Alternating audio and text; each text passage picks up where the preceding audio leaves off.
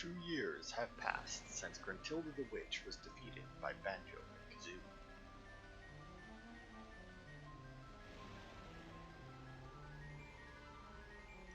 After falling from her tower, she was buried underground where she remains until this very day.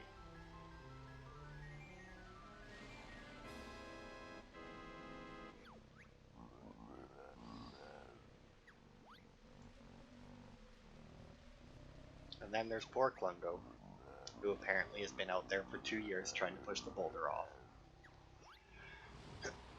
Even though he can't. It is neat that it picks up basically where the last one left off. I mean, it's like 2 years later, and apparently Tootie's left. Now, whether or not she was just visiting Banjo, at the beginning of the last game, because she's not in this game at all, as far as I'm aware. I don't remember her being there. I think there might be like a picture of her somewhere or something, but I'm reasonably certain that there is zero Tootie in this one.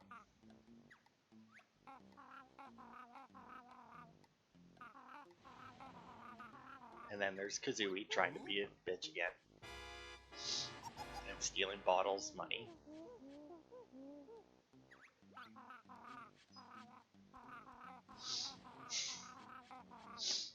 Yes, it must have been some shadows that looked like a fat witch.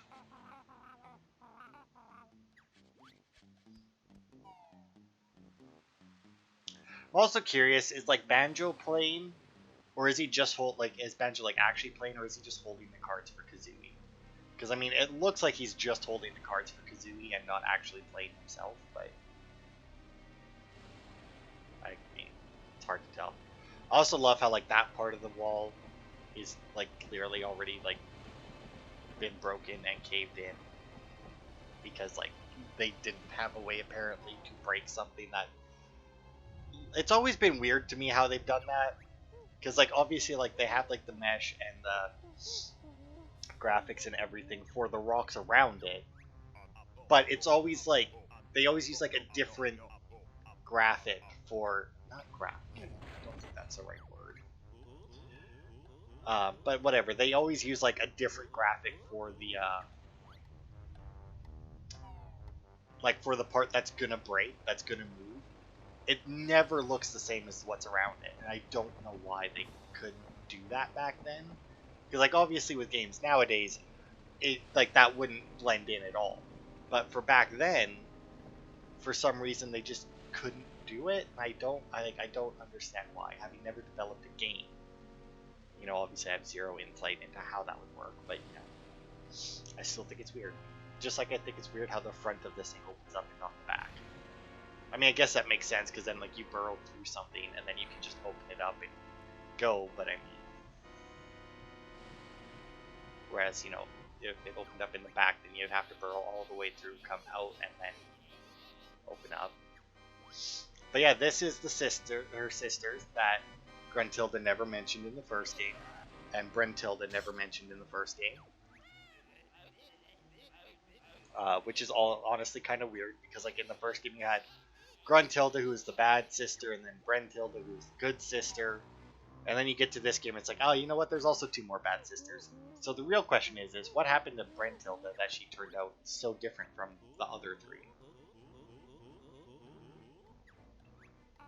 Oh, God.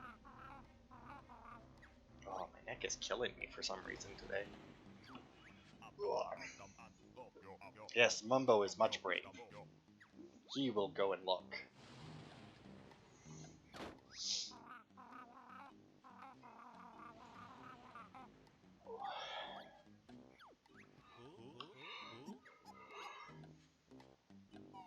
I also love how Kazooie doesn't even, like... When he stole them from Baottles, he literally pocketed them. But with Mumbo's, he just moves it over to Banjo's pile, like nobody would notice, like...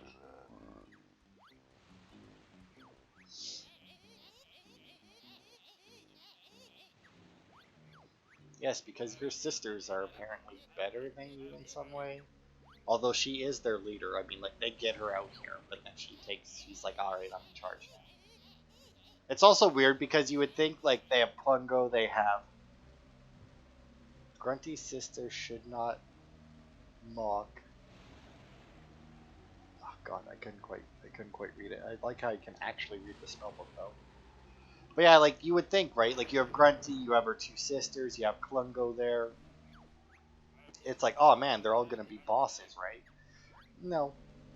You would think that. It would make sense, but it's not true. Which you won't really find out why until like the end of the. Well, I mean, why doesn't really come into play. They're just not bosses. There's no real reason behind it.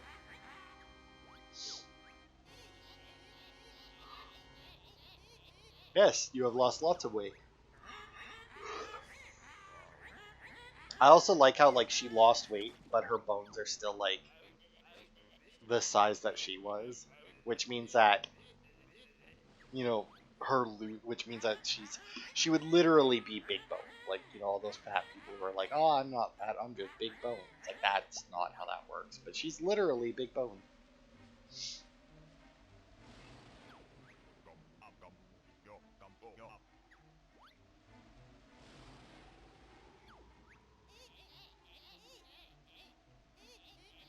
I mean, you don't know that he's seen you. He is currently walking away from you. I mean, it would be pretty good assumption to make. I mean, but still, you technically don't know. I also like how she doesn't have spells for this. She just like fires green blast. And they're not even like the same green blasts that she uses in the fight at the end of the first game. Because they're not like all spirally.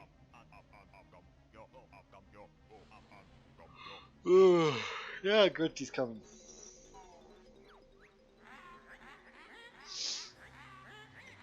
Range is mine, I cannot miss. Let's see that furry fool dodge this. To be fair, I never dodged your green shit in the last game. And then, Kazooie doesn't believe him. And you gotta wonder, right? Because the first game ends with her underneath the rock still able to talk, and Clungo trying to push it off. And then this is 2 years later, and Clungo is still trying to push it off, and even though she's a skeleton, the spell they cast had nothing to do with her. It just had to do with the rock that was on top of her, meaning she was alive under there this entire time. So for like 2 years, whenever Banjo or anybody walked out that way, could they see Clungo? Would they just like walk by Clungo and go like, "Hey man, how's it going?" Like, it makes very little sense. Oh. Yes, troops, we will leave. Destroy area, they will. Not really. They just kind of walk around.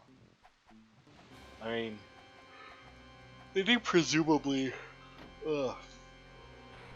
fuck up a couple things, because this game does start in the same area as the first game. Wait for me, Grunty. I'll be back, have no fear. Yeah, Grunty still rhymes everything. I think she stops rhyming at some point in the game, or her sisters call her out on her rhyming. And there's some joke about it or something, I don't know. Oh.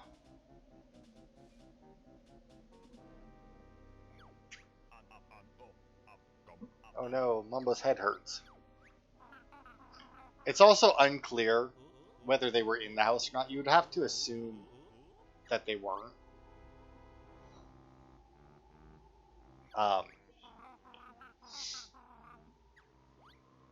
And that they like got hit by the blast as the house exploded, because I mean like that's what Bottles looks like coming out of the house. So I mean, I doubt that they would have fared much better inside. And poof. Mole looks much unwell. Yes, I would say so. Oh no, there's a ghost, so he's dead. Once again, kind of dark for a children's game to just like kill off a character, but then again, they give him a ghost that actually hangs around, because all around, like his little molehills that you used to talk to him to in the first game, they're all around Spiral Mountain here, and that's how you can relearn all of your skills from the first game. I say relearn. You have them automatically. But like if you need a refresher on how to use any of them. Ugh. It's not going to be so easy this time, and yet... I mean, it's not. The game itself is harder, but the final boss is definitely easier in this one than the first one. But yeah, Bottles is around. Look, I can still see my old dirt piles. Press B to interact with them. And then we have a rock here we can't deal with, because unlike in the first game. Help, it's me, Royston. I was knocked off the barbecue and ended up under this rather weighty boulder. See, now, I also thought this was kind of weird. Because not only can you not break the rocks like you can in the first game, but these, I guess, aren't sentient rocks, so they're a little bit stronger.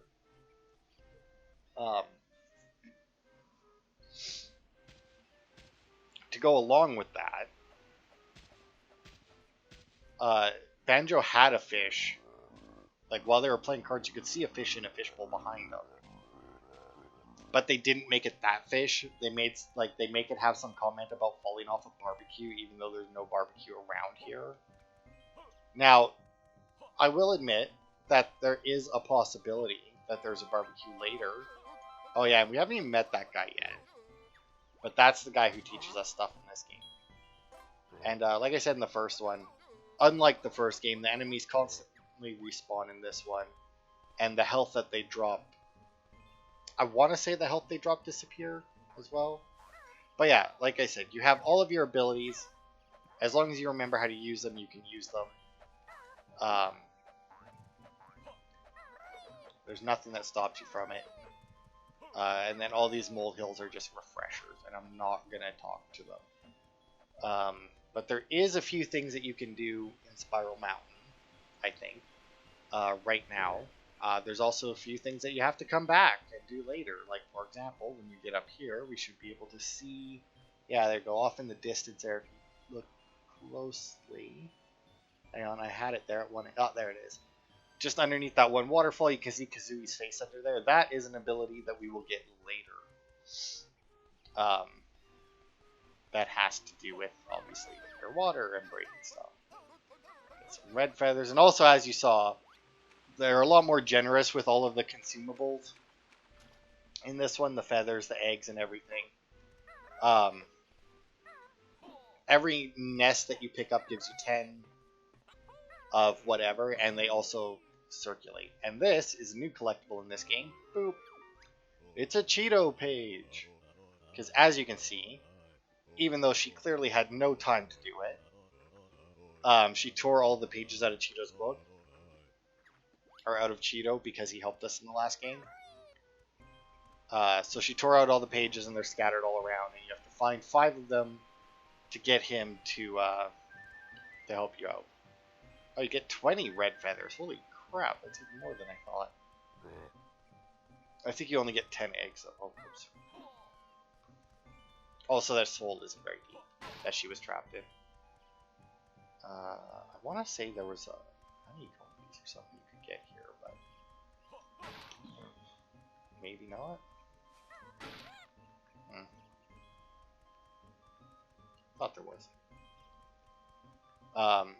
But anyway, yeah, they also, like, unlike a lot of games, instead, oh yes, and also, not only do they give you a bunch, just for picking one nest up, the nests also respawn. Oh, there's the eggs, I didn't pick them up, oh well, whatever. Get them in a minute. You also have a couple of different ways to get into Grunty's lair to turn the pages into Cheeto. Obviously, we have no reason to do that now. I don't believe that there's anything in there even. And I'm just trying to remember, because there's a cave we can reach.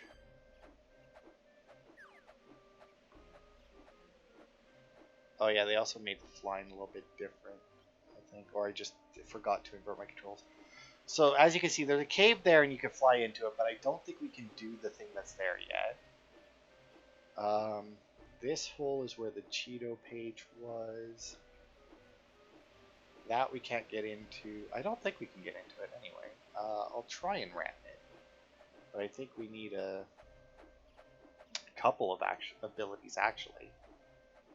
Oh, right. Yeah, I don't think... Yeah, so we need different ability. That is actually one of the Banjo Tooie stop and swaps. That might actually be all that we can do here right now. I could have swore that there was a honeycomb piece or something we could grab while we were here, but I guess not. Let's see, there was that cave under here, right? I don't remember if that's still a thing. But yeah, like, you didn't really have to worry about consumables in the first game, because there was enough of them around. Okay, hang on. Options. Controls. Deathmatch Modern, Deathmatch Club. What? Oh, this is just telling us. Okay. Oh, whatever. Okay, so apparently I can't invert my... So, did they just have it inverted automatically in the first game? And there's nothing in there. Okay. Oh, you know what, though? There might be... Oh, no. Maybe not. See, now that's also going to be an issue in this game. Which is why this part's probably going to be rather short. Because I only want to get up to the first level. I don't actually want to go into it.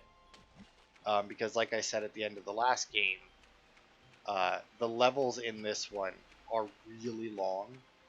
And you can't get everything all at once. So there's going to be plenty of times where like I'm trying to do, or like where I think of something that's in the level. Because I know these levels really well. But like there's going to be times where like I'll think of something that's in the level. But I'll forget that of like one step to it that I can't do until later or something, you know? So I'm hoping to get as much as I can done in the next video for the first actual level. We do have some stuff that we get to do in this part. Like, it's going to be a short part, obviously. But we even get a boss fight. There's a boss fight in every level, and a few mini boss fights against Clungo here in between levels. But yeah, there is a boss fight in every level. And I would like to say that I would like to end every part on the boss fight for a level, and I will try, but I can't remember if you necessarily need to defeat any bosses to do something else in the level. I don't think so. But maybe. Also, this is Clungo. You have to fight him 3 times, and he has 3 different potions. And I think whatever potion he uses is random. So like he has that potion there, which makes him bigger. It's the easiest potion to deal with. It's actually really nice if you don't see it here, because that means that he'll use it in one of the later fights, and he does get a little bit stronger in each fight. Not much, mind you, but depending on like what potion he uses. Like I said, I'm pretty sure there's 3, because there's this one here where he gets bigger, and you just gotta hit him 3 times. But yeah, there's this one here where he gets bigger. There's one that turns him invisible. What's the last one? I'm pretty sure there's another one as well. And like I said, you fight him 3 times in the game, and each time he'll use a different potion. And depending on which potion he uses where, makes the game just slightly easier. Because like if he uses... I don't know if it is really random, but I have seen him use different potions during this first fight. But I also feel like more often than not, it's the one that he grows that makes him grow bigger. But I'm also reasonably certain that I've fought him here, because this is one of the few games where I've beaten him multiple times. Like, I fucking love this game.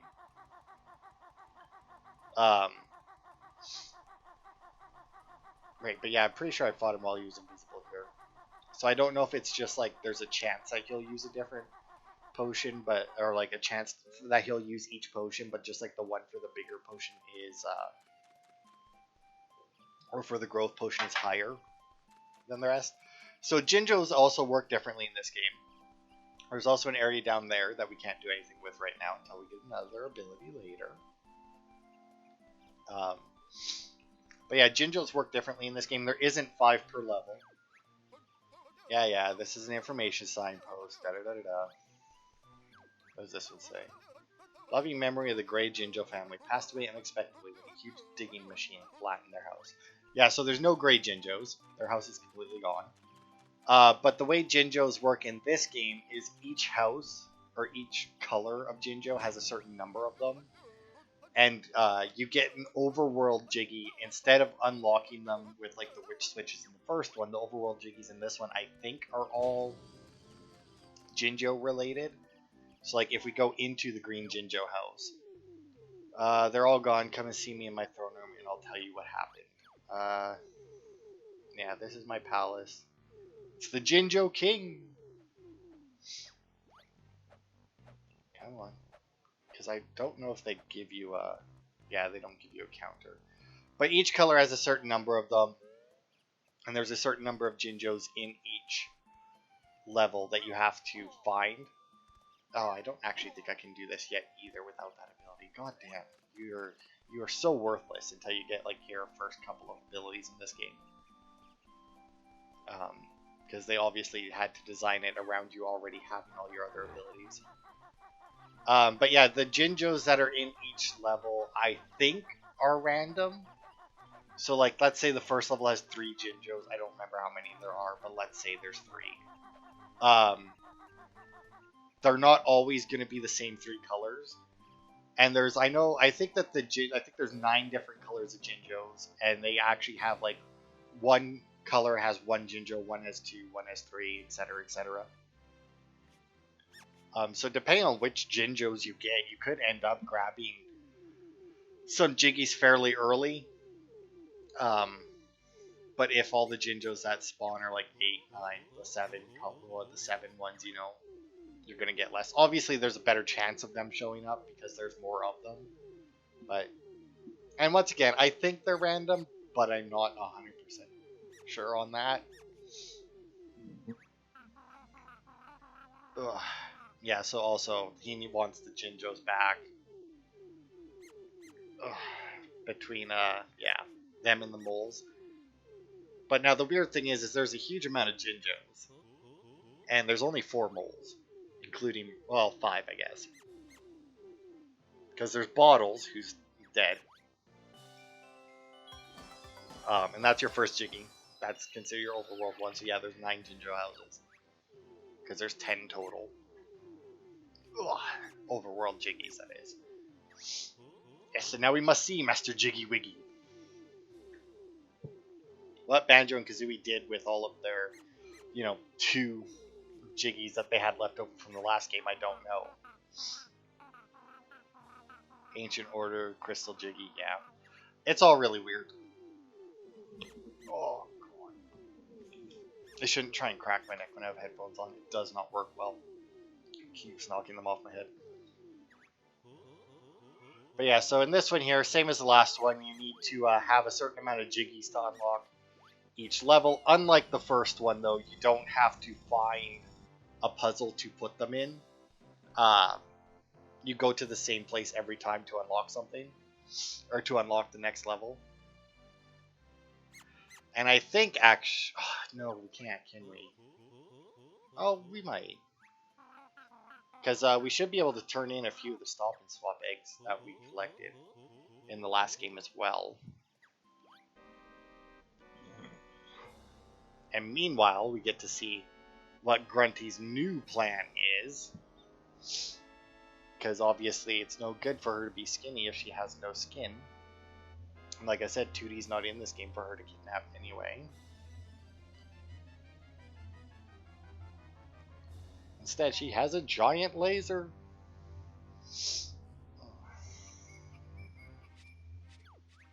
I think it's called Bob. Yeah, Bob Control. It's like the big O blaster, like they couldn't even...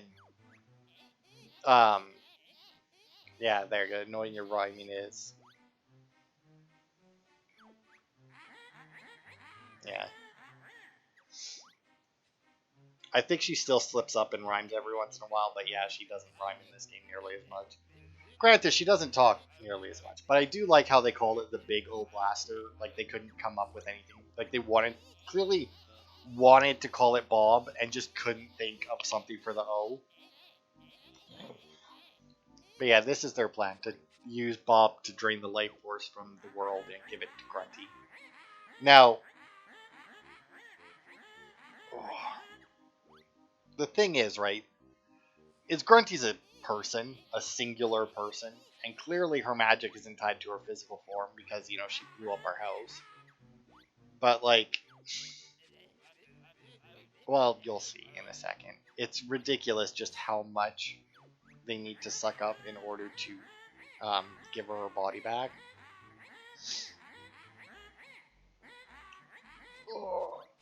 Oh no, not the Jinjo King. Ugh. And boop. Also, I like how it says suck and blow. Like, it's in a kid's game. Come on.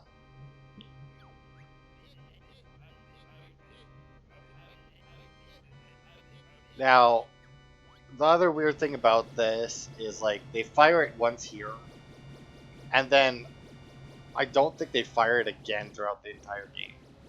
Like, they use it once here, and then apparently it has such a long cooldown that you can 100% the game before they can fire it again.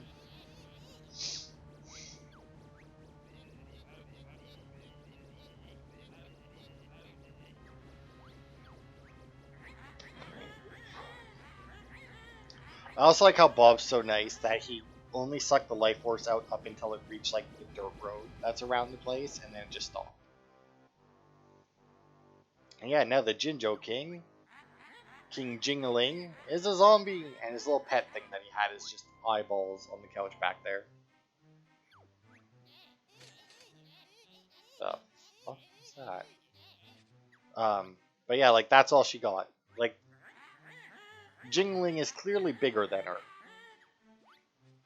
And yet it didn't even come close to getting them enough life force. There's must be a hell of a conversion on that.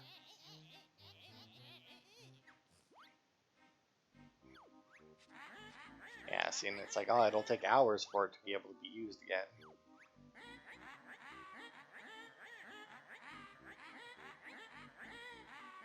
Yeah, but haha, the mole and Jingling are gone. Unfortunately for you, that wasn't our only mole. And Jingling really wasn't that useful anyway. I mean, okay, so I don't think, because yeah, there's a path that way that we can't get to yet, and then I think behind Jingling's house, yeah, that's just more Jinjo houses. The nice thing is like the Jinjos, you would think once you collect all of the ones that you need, that you have to come back and collect your Jiggy. You don't. They just give it to you.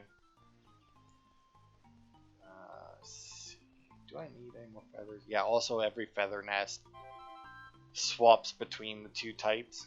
So like it's like, oh, I need red feathers, or oh, I need gold feathers, just give it a second. I think there are some nests in the game that don't swap for, you know, reasons. But I'm pretty sure the majority of them swap between the two. So this is Bottle's wife.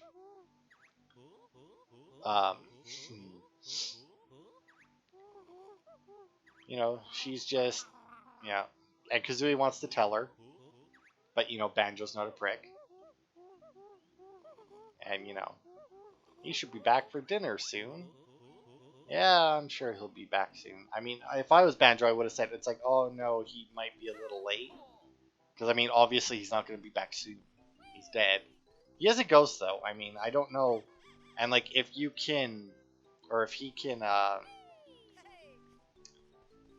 switch between his molehills, I mean, I don't know why he couldn't make it here. So over here, there's nothing in their house, I don't think. But this here is clearly their bedroom. But there's an enemy in it, which is really weird. And then, yeah, they just have some stuff that you can pick up in here, but nothing useful. But before you leave here, there is one thing that you should always do. And I think, because like you can see the exit that way. But if you go over here, they also have posters up on the wall. Oh, hang on. Don't cut up. Don't cut. Whatever. Let's talk to the kid. Hello, Banjo. Oh yeah, and then this is Goggles, which is one of the names that Kazooie used to call him, and he has a Donkey Kong toy. But yeah, if you come talk to them, or come talk to Goggles, he gives you Amazo Gaze glasses, which don't actually show up on Banjo. So now, if we hit Y to go into first person, We can zoom in and out. Yeah, there you go. Jet Force Gemini. They have the poster, which is another rare game, obviously. And yeah, I've never played it, so I don't know who that guy is. I'm assuming that's main character 1, because if we go over here, in this kid's room, there it is, we have another character from Jet Force Gemini, who I'm assuming is main character 2. Once again, I have no idea. Never played it, so. Oh yeah, and Specky. So yeah, Bottles, Mrs. Bottles, Goggles, and then Specky. I mean, it's very weird. Oh yeah, because their dad's such a hero for some reason. I'm assuming because, like, yeah, why would we need substitutes? So yeah, his dad's the best on the team. See your way out of the village. Yeah. I also like how it's the kid's secret way out of the village, but King Dingaling is the one who opened it up. Or Jingling, sorry. God damn it, Kazooie. Or Banjo, whichever one of you said it. But yeah, Jingling opened up the kid, like, the door, the secret door in the kid's house. Like, yeah, so this is Jiggy Wiggy's temple. Whenever you need to open up a world, you'll end up coming back here. And you can open up multiple worlds at once if you have the Jiggy support. But, man, I hope I'm remembering this right. Oh, well, actually, I want to get... These are the warp points for the overworld. They're kind of like the cauldrons in the first game, except useful. Because when you jump in one, you can go to any other one. Yes, and good. This is the right place. So if we go in here, pretty sure we can do this right away. A couple of them anyway. So this is Heggy. Heggy the hen. So yeah, if you have the stop and swap eggs, because you couldn't get the stop and swap items from Banjo-Kazooie into Banjo-Tooie in the original, so they put stop and swap things in this game that allow you to get them. But if you oh come on, can you not? I mean, I do have them, correct? I should. Yeah, it shows I have the ice key, it shows I have all the stop and swap. Come on. Oh, there you go. Yes. I didn't realize you had to talk to her. I just thought you walked up to the egg, or got Heggy special egg. 10 years old, yeah. See, I thought you just walked up to the nest and threw it in.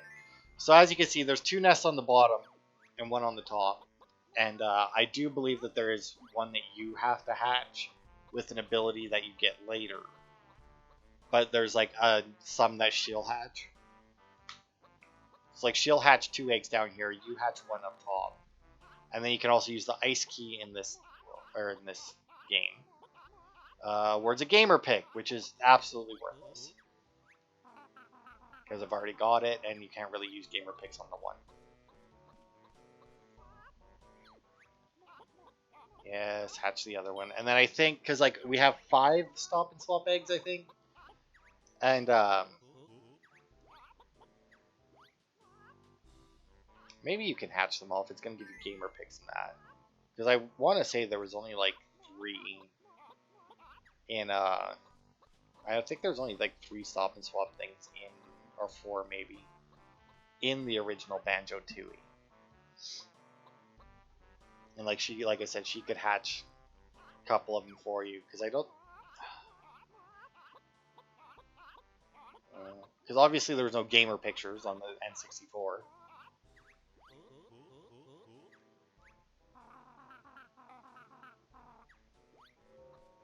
Yeah, so... Yeah, sure, save it to that. So yeah, that's installing a dashboard theme that you could get. Which, once again, obviously not a thing in the N64. Eventually she'll give us something useful. The star in my own game, yeah.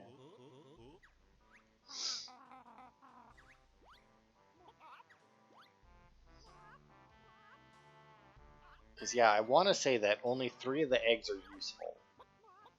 But you have to hatch one yourself. So yeah, I think there was 4. And then, so yeah, like the ones that we hatch here and where the stop and swap things are in this game, I think all of our stop and swaps are just for nuts and bolts. Homing eggs, yay! That one's actually really nice. Because she gives you cheat codes as well. Every 5 pages, Cheetah will give you a cheat code. And then she also gives you cheat codes to unlock her special things. Yes, we got another Heggy egg. Careful, this one's heavy.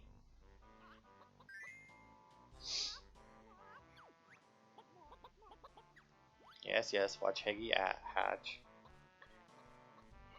Yeah, homing eggs are nice. It lets you be a little bit, well, I was going to say a little bit more accurate, but technically lets you be more inaccurate. This one, special award, Breagle Bash. Oh yeah, press X and X again. And once again, since Kazooie's such a bitch, everyone fucking hates her. But you do that. Oh, come on. Boosh! If you double tap X, he just pulls out Kazooie and fucking slams her on the ground. It's brutal. Yes?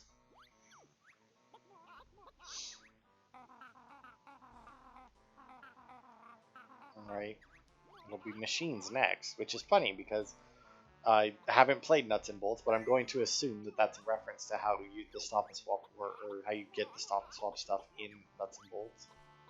Which makes sense, it's all racing. Excuse me. Maybe you don't have to hatch in the eggs yourself in this one. I don't know. Special Heggy Egg Award. Jinjo is multiplayer character, which is really useless for us. The multiplayer is just basically the games that we play in, that we will end up playing. In this, just obviously multiplayer. Last egg. Yeah, how do you think I feel carrying them for 10 years? But yeah, maybe you don't hatch your own egg. I don't know. Alright, now let's see what you got. It's funny because, like, you get the Jinjo as a multiplayer character from this. And I'm not sure if that's how you unlock the Jinjo in the original. Because in the original, you could also get Grunty as a multiplayer character. And, well, very special Heggy Egg Award. Might be useful one day, yeah.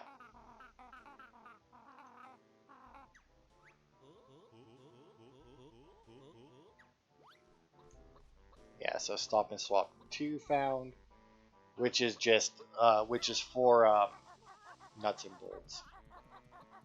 And then, yeah, there's no egg up here, but I could have sworn they did it. And then I think that's it for now. Special eggs all hatched, yep.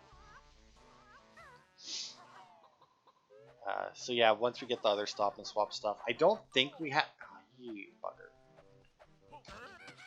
I don't think we have to come back here once we get the other Stop and Swap stuff. I'm pretty sure that as long as you have it, you're good. Or like, once you get it, just unlock stuff in Nuts and Bolts. Yeah. Suitable eggs might be found closer than you think, because like that's a hint of where the Stop and Swaps are. And yeah, there's 1, 2 in Spiral Mountain. And there's one just outside of it in the Jinjo Village. I thought there was, I'm pretty sure there's 4 total. But I'm trying to think of where the 4th one is. And I just can't. And then if we go down here, I'm not sure if there's much we can do here down this way yet. Yeah, this is just that other entrance that we saw that we can't actually get up to from the village because we can't climb on ledges yet. I also hate this entrance because I always have a hard time finding the exit to it because it's so dark and blends in so much.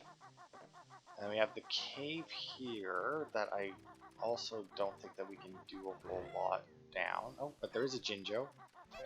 Whoosh! It's 1 out of 7! And also, it's going to do this time. It does not do this every time, thankfully. It only does that the once. And then a little cutscene plays once you've gotten all of one color. But yeah, he flies home. And then, thanks for rescuing me with the rest of my similar colored family. It's all about race with these guys, man. If you're blue, you have to live in the blue house. And yeah, they say family heirloom, but literally, it's just a Jiggy. Every single one of them is a Jiggy. Alright. So I think that might be everything we can do outside of the first world right now, actually. Check back here, but I actually don't think I ever went over here. Some feathers. I think I'm full up on gold feathers, right? Yeah. Got all 10. And then this side is probably the same. Oh, no eggs over here. Ho ho. Alright, let's talk to this guy. I am a lowly disciple of Jiggy Wiggy, who always sounds like he's burping. It's very weird. But, I mean, there's only so many noises they can have, and they had a lot of characters that talk in this game, so... So yeah, he's the gatekeeper. Unless you have the right amount of Jiggies, he won't let you open, or go in. Which is honestly kind of annoying. And I'll explain why once we get in there. Not that it really makes a difference, I guess, but... Yeah. So every world, just like in the first game, every world to unlock it requires more Jiggies than the last. But every time you go in here and unlock one world, the door will close until you have enough Jiggies to unlock the next one. And this is Master Jiggy Wiggy.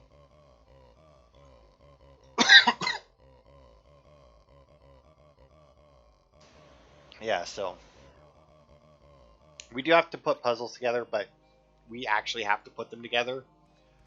But anyway, it's kind of annoying that he closes the door the way he does, because if we go over here and read this sign.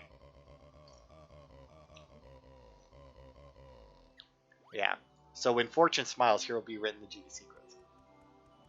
So there's a bunch of these signs around, and each of them tells you where the Jiggies are in each world, but you can't read them. Yeah, see, he won't even tell you. I thought that it came up garbled, not just that he tells you. But you can't read them until you collect enough Cheeto pages to get the one book, and then it will tell you where all the Jiggies are. Also, this is puzzles. This is how you unlock every world. Yeah, pick up a piece. You don't have to worry about rotating it. They do have and you have a limited time, but you have way more than enough time to do it.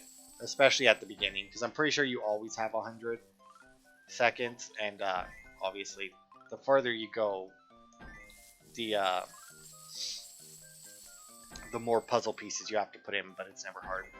But yeah, once you get enough Cheeto pages, you can come in here and read the signs, and you can get enough Cheeto pages before you unlock all the worlds.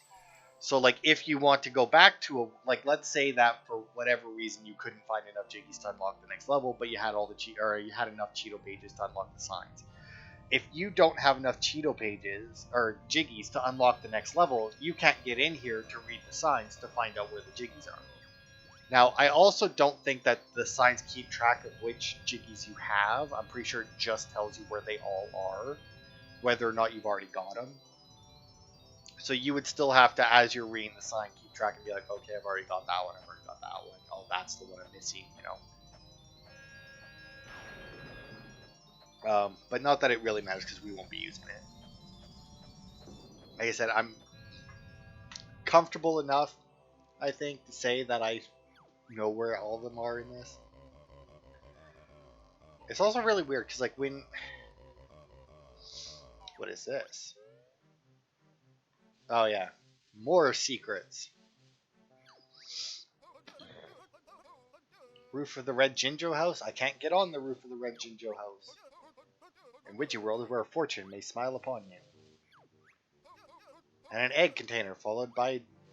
What? Egg container followed by jingling? I have no idea what that means, in all honesty.